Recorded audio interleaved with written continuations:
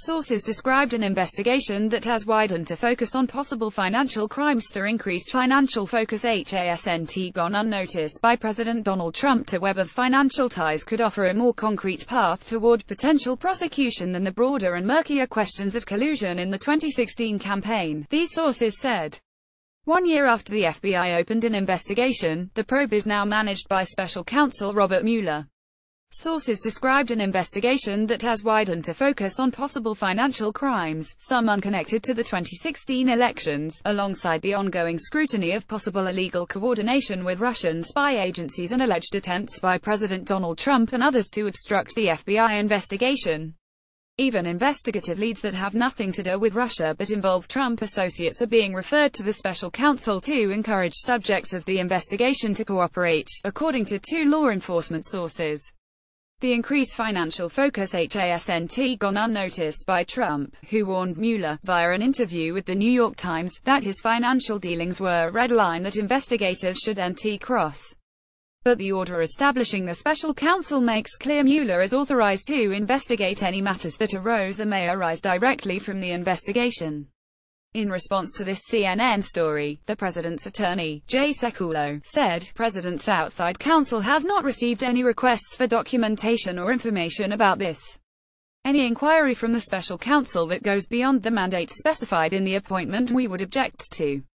In 2015, the FBI began investigating cyber breaches targeting U.S. political organizations, including the Democratic National Committee.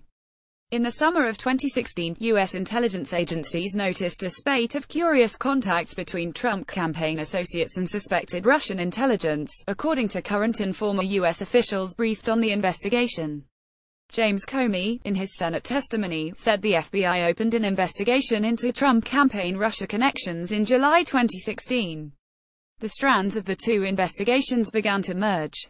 In the months that followed, investigators turned up intercepted communications appearing to show efforts by Russian operatives to coordinate with Trump associates on damaging Hillary Clinton's election prospects, officials said. CNN has learned those communications included references to campaign chairman Paul Manafort. A year later, the FBI is reviewing financial records related to the Trump Organization, as well as Trump, his family members, including Donald Trump Jr., and campaign associates. They've combed through the list of shell companies and buyers of Trump-branded real estate properties and scrutinized the roster of tenants at Trump Tower reaching back more than a half-dozen years. They've looked at the backgrounds of Russian business associates connected to Trump surrounding the 2013 Miss Universe pageant. CNN could not determine whether the review has included his tax returns. In recent weeks, investigators have also started looking into the June 2016 meeting in Trump Tower and how the White House responded to news of that meeting.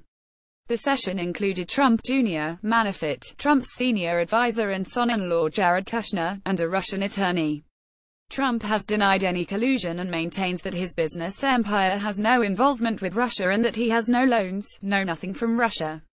His lawyers have detailed a few exceptions, including the Miss Universe pageant he held in Moscow and the Florida mansion he sold to a Russian oligarch in 2008.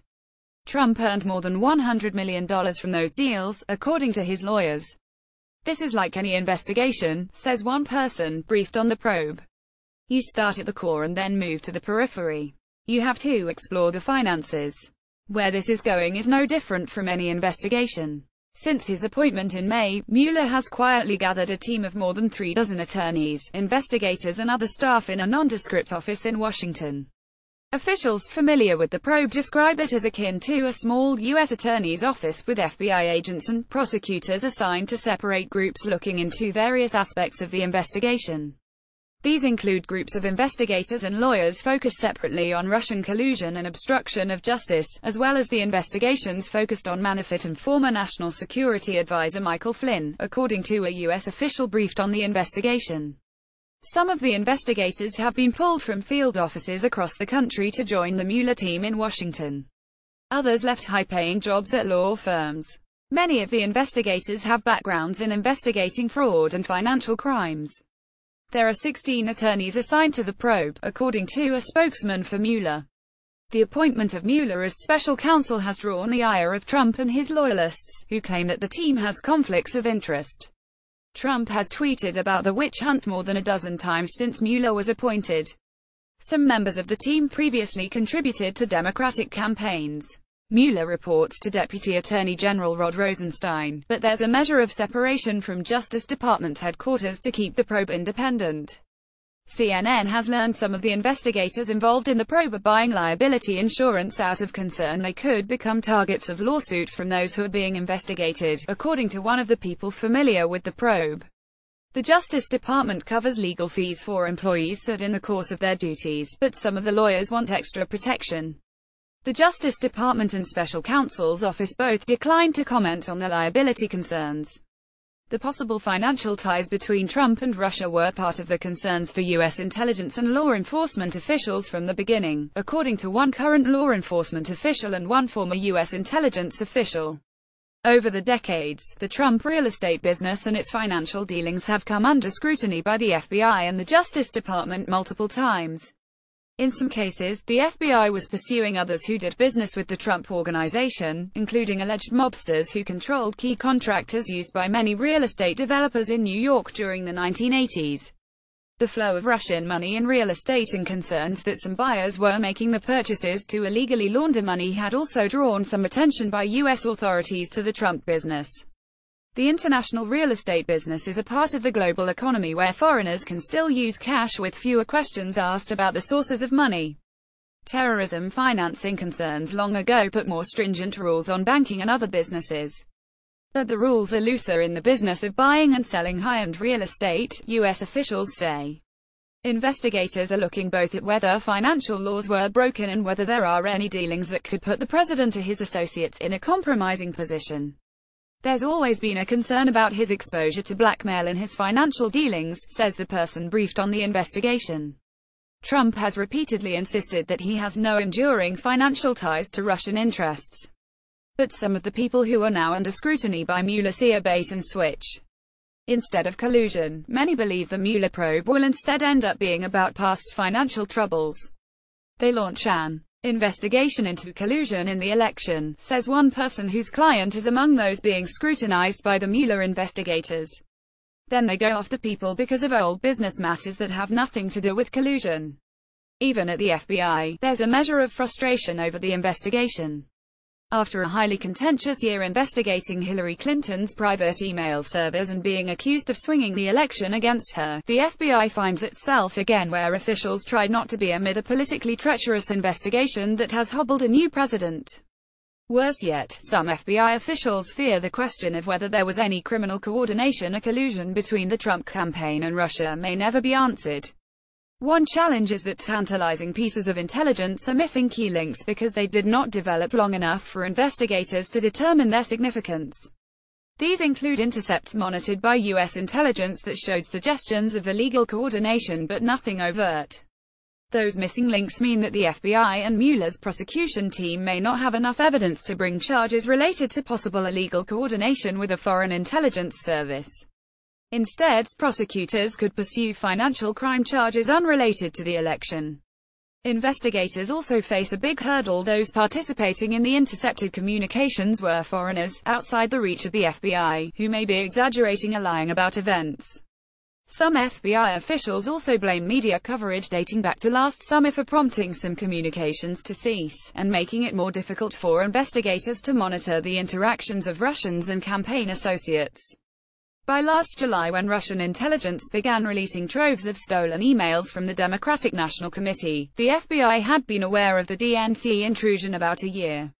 Until the stolen emails were weaponized in the release via WikiLeaks and the Russian intelligence's own site DC Leaks, intelligence and law enforcement officials believed the cyber intrusion was an intelligence-gathering effort, like many of those that occurred before past elections. Over the next 4 months, the Obama administration officials and law enforcement and intelligence agencies debated how to respond. You had an administration that didn't want to look heavy-handed in favor of Hillary Clinton, one senior former U.S. official involved in investigation said. At the White House, Obama officials scrambled last summer for a strategy on how to respond to what they already knew were Russian actions, well before the administration was willing to point the finger publicly. Michael Daniel, the White House cybersecurity coordinator, ordered staff in August to draw up a list of possible retaliatory measures, according to a former administration official briefed on the matter. These included planting malware in Russian infrastructure that could be activated if the Russian actions escalated, according to the former official. But shortly after Daniel gave the order, White House officials raised other concerns. Top officials including Susan Rice, National Security Advisor, and Lisa Monaco, Homeland Security Advisor, led efforts by the White House to make sure the government could prevent any move by Russian intelligence to tamper with the voting infrastructure and sow chaos on Election Day.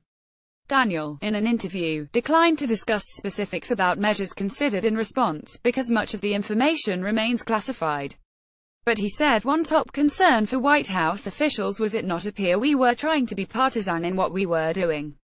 The partisan concerns were exacerbated by interactions between the White House and congressional leaders. Monaco traveled to Capitol Hill to try to get top leaders of both parties to send the letter to state governors to urge shoring up of their defenses of election infrastructure.